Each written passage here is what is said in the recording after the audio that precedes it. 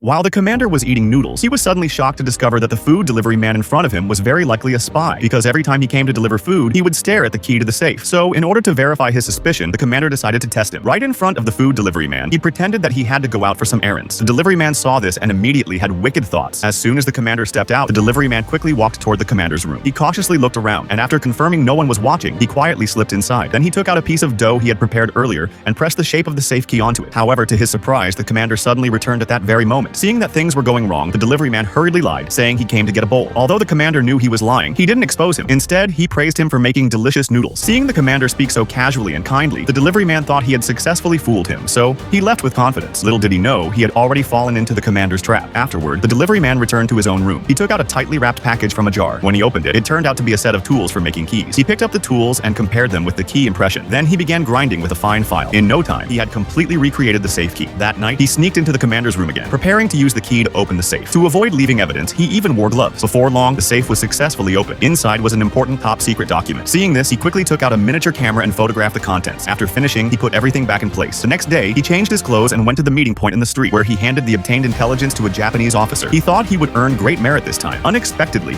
after acting according to the intelligence he provided, the Japanese army suffered huge losses. It turned out the commander had already swapped the documents inside the safe, deliberately placing false information inside to lure the delivery man into his trap. And in the end, everything turned out exactly as the commander planned. Not only did the false intelligence cause the Japanese army heavy losses, but it also completely exposed the delivery man's identity as an enemy spy. Truly, it was a perfect case of killing two birds with one stone.